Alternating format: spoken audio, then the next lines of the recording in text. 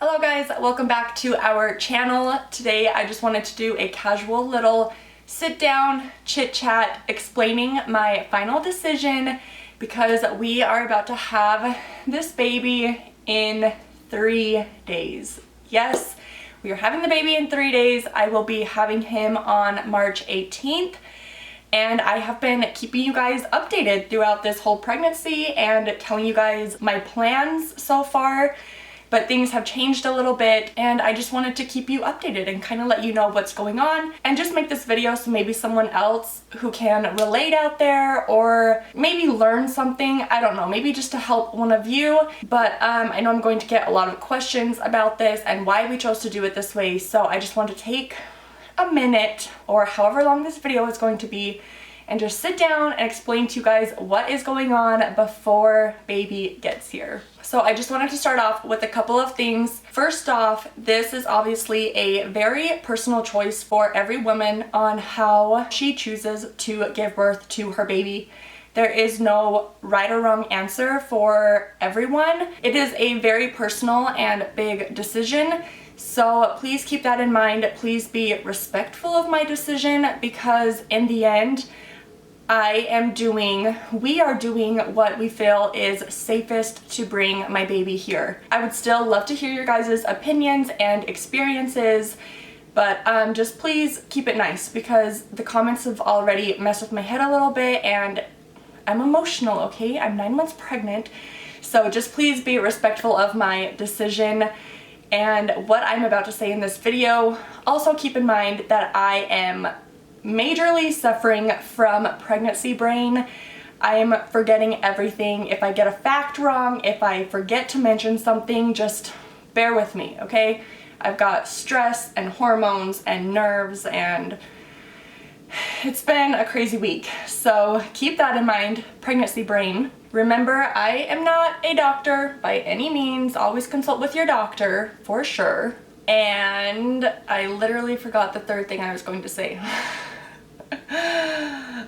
Okay, like I just said, it will come to me. It will come to me. I just might be all over the place. But anyways, let's just get into it. Let's just talk about this. Oh, okay, I just remembered what I was going to say. Also, I do not want to talk about C-sections like they are the worst thing in the world, like it's the worst case scenario, because it's not. Sometimes C-sections are the best thing for you and your baby, and there's nothing wrong with that. There should be no shame or guilt around it, although I know some women feel that, but a C-section is not the end of the world.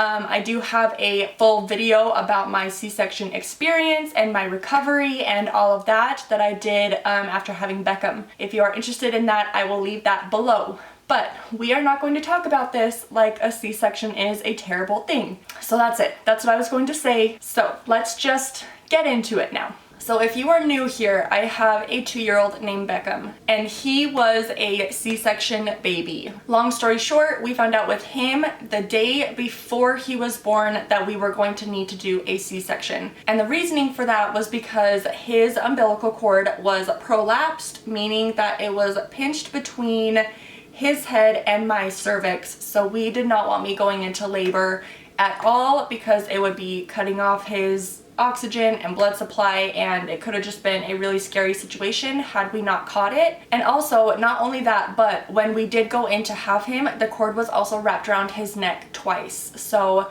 could have been very scary. Luckily we caught it, but it was kind of a freak situation. It had nothing to do with either of our health, and we just needed a C-section, so that's what we did the next day.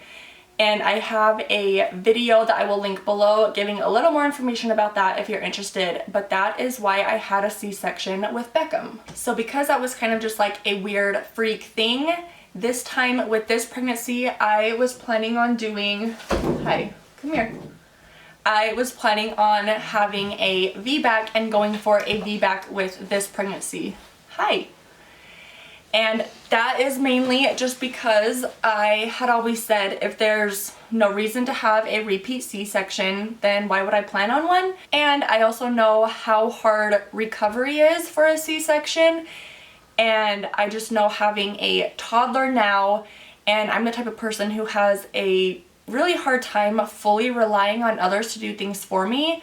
And when you just have abdominal surgery with the C-section, there's not a lot you can do on your own. You can barely sit up on your own, and it was really hard. I think the recovery is just much worse, and so I really didn't want to have a C-section again. That was the main reason why, and I know it's going to be very difficult to have another C-section and also have this dude, huh? But you're gonna be such a good man, huh? You're gonna help with your little brother? Yeah, you're gonna be a good boy. So anyways, we had been going for a VBAC. Everything was great. My doctor is pro VBAC. I just want to make that clear. In some of my previous videos in the comments, a lot of people were like, well, it sounds like your doctor is really pushing for you to have a C-section. It sounds like he might be anti-VBAC. You might want to check, but our doctor is pro VBAC. He is known around this area for doing VBACs. He told us that his wife has had 4 or 5 VBACs. He told me I was a good candidate for a VBAC, and he was totally supportive of our decision for that. So in February, I believe, like end of February, we went in to sign the papers and talk about the risks and just everything we should know either way of a VBAC or a C-section, and you know, just sign the consent form. I'm going to put a picture of it right here and talk about a few things. We went over this paper, signed everything. I was good to go. Thought I was having a VBAC. Well, something got brought up that was always kind of in the back of my mind that Logan and I had kind of questioned since we had Beckham, and that was that I have a different shaped pelvis than most. I have what is called a platypoid pelvis, which is like pretty rare. I've been looking into it, and it's like the rarest type of pelvis you can have. Basically, mine is just flatter than most. And I'll have a little diagram right here so you can kind of understand what I'm talking about. But our doctor basically explained to us that most pelvises, you want like the round, you know, so baby's head can go right through. Some are more oval, some are heart-shaped, and then mine is just like flatter. And he physically showed me while checking me how flat mine was. He did not bring this up to scare us, to convince us to have a repeat C-section, or to change our minds about a VBAC. He had brought this up 2 years ago with Beckham and said that that was another odd we had against us with him, is that I have a very flat pelvis. And he said, you know, there's a greater chance of baby getting stuck, baby losing oxygen quickly. And now that I have had a C-section, it becomes a little more scary, because if this baby does get stuck and I'm having to push harder, you know, with my incision, with uterine rupture, it becomes a little more scary. No, where did you get that? No, you need to go put that away. Please hold 1 second. Back to my very flat shaped pelvis. So yes, this was something that he told us with Beckham that was a concern back then too. Logan and I talked about that in our video from 2 years ago. And then my pelvic bone is actually flatter than most, and he said everyone's is a different shape, but it actually makes it more narrow. There's usually circular pelvic bones, sometimes they're oval, but hers is more flat this way. So it's more of a narrow, because that's a hard bone. You got to fit that whole baby through, and so that in of it itself would be a challenge. So it was definitely something that had still been in both my mind and Logan's. So when it got brought up again, I was like, shoot. It kind of changed things a little bit. You know, we started talking about my mom, because obviously women get their shape and their genetics from their mothers most of the time. And my mom actually had very long and complicated deliveries with both me and my sister because we got stuck. I'm pretty sure they had to use like the vacuum thing. I don't even know. I'm just trying to recall what my mom has told me, but to try to suck me out, and then they had to use the forceps on my sister, and my mom ended up like pushing so hard that she hemorrhaged or something. It was just both of her babies got stuck, and I brought that up to my doctor, and he said it could absolutely be because of that. Obviously, we get a lot of genetics from our mom, and our shapes are hereditary, and he said your mom could have a flat pelvis. My mom never said that they told her that, but she's like, that could easily explain why both of you guys got stuck. So that kind of left us with a situation to think about for a while, and I kind of updated you guys a little bit throughout in our videos. And a lot of the comments kept saying, like I mentioned, a lot of you guys were noticing, like, why does your doctor keep pushing for you to have a repeat C-section? Like, don't let him do that. Doctors will want you to have a repeat C-section because it's more convenient for them, or they get paid more, or it's easier for them, or there were so many things I was reading in the comments that kind of messed with my head a little bit. And I remember talking to Logan one night at dinner, and I was like, it does kind of feel like he is pushing for us to have a C-section. Like, he is giving us the option to try, but I was like, I still feel like I'm once again being persuaded into a C-section. And Logan said it the best way, and I don't remember exactly how he said this, but he basically is like, he's doing that because it's what is safest for us, was basically what he said. We know our doctor better than that. Like, he's not that type of person. We know he is pro VBAC. Like, why would he wouldn't just randomly bring this up just because he wanted me to have a repeat C-section. He is telling us this because it might be a roadblock. It's something that could happen. He is just giving us all of the information that we need. He's giving us his best advice. And I kind of thought about that, and I'm like, you're totally right. Like, we fully trust our doctor 100%. I've talked to many women who have had C-sections and a VBAC from him, or just regular vaginal birth, and everyone loves this doctor of ours. Like, he's a great doctor. So once Logan and I kind of talked about that, I think we knew straight from then that we were going to end up having a repeat C-section. I was definitely bummed about this at first. I was a little bummed. It just wasn't exactly how we had planned it, and like I said, recovery is just harder and it sucks. But I also had to keep in mind that a repeat C-section is the safest option for my baby. And it literally says that in the little consent form that I signed. A VBAC is actually a little bit riskier for baby. Having a repeat C-section is going to be the safest option for baby. A repeat C-section for moms, for me, is riskier just because it is a surgery. There's chance of blood clots, there's chance of infection. It's more riskier on my part.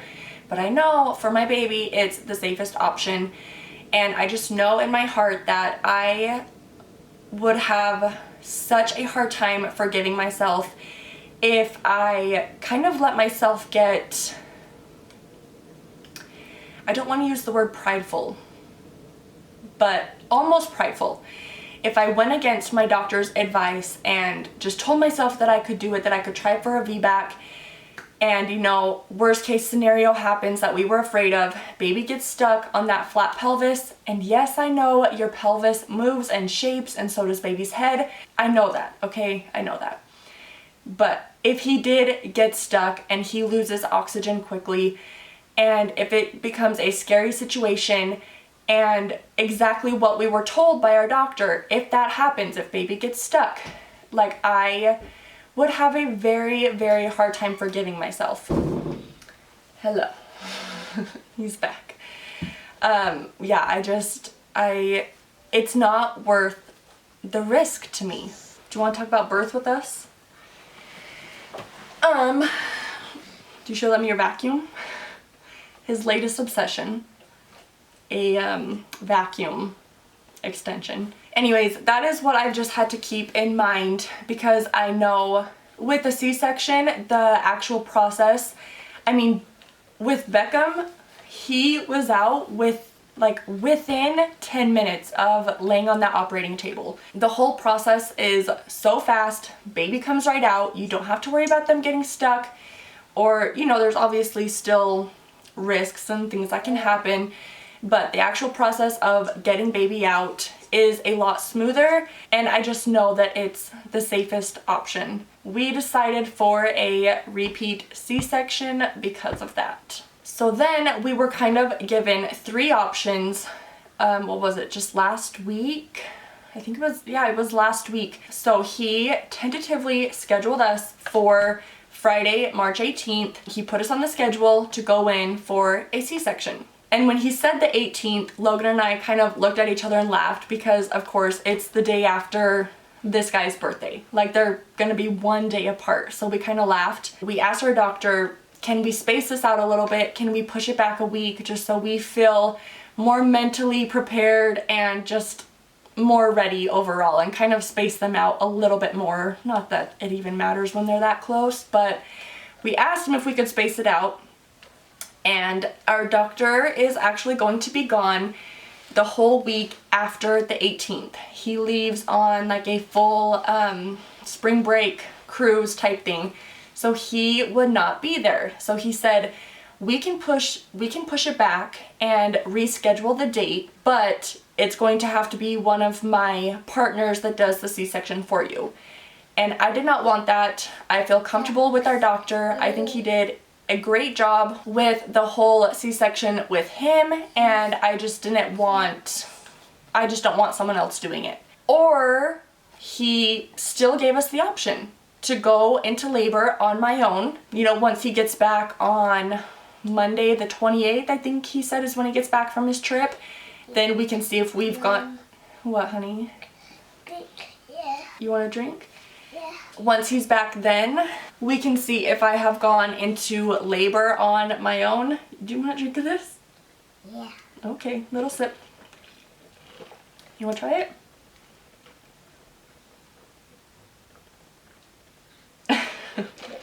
No bubbles. Okay. Yeah, I know. That's fun to pop them. Okay. Go get your juice. So yeah, then he said we could try to wait until the 28th. I might go into labor on my own by then. We could try to push the C-section clear back until the 28th, but chances are I would probably go into labor by then.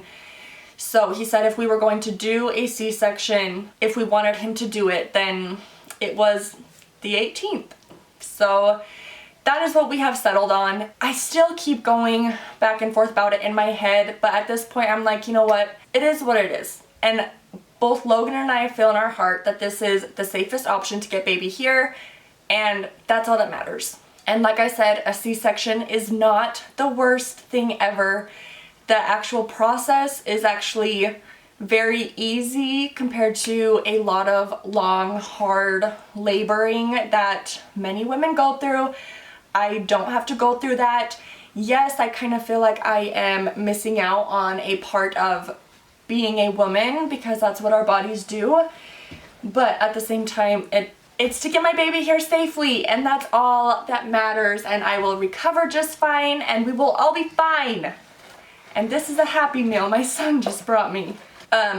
With that being said, this past week, it's felt like longer than that, but this past week has been very emotional for me. I've cried so many tears already.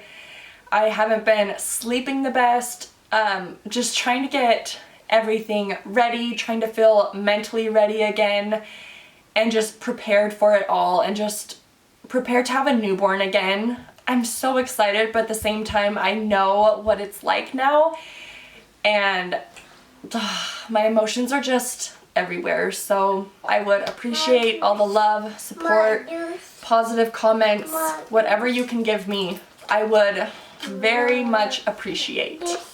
And I need to go get this kid some more juice. Okay, let's go get juice. It was actually easier with Beckham only having 1 day to like prepare myself and not have to think about it for a week, because then we just went in the next morning and it was done and it was over with, and I didn't give myself all this time to sit here and stress and worry like I have been now. But I know everything will be just fine. Huh? And you're gonna be a big brother. Apples? Yeah. I think you ate them all. Are you gonna be a big brother? Yeah. Yeah. And Beckham turns 2 in 2 days. Craziness. So So yes, my boys will be 1 day apart. They will be exactly 2 years apart, and we are very, very excited. Anyways, I think I have brought up everything that I wanted to. I probably forgot something. I know I did, but if I think of anything else, I'll leave it in the description or comments. But if you want to go back and watch my previous videos on my C-section experience, I did like the whole postpartum recovery. I went into a lot of detail in that video.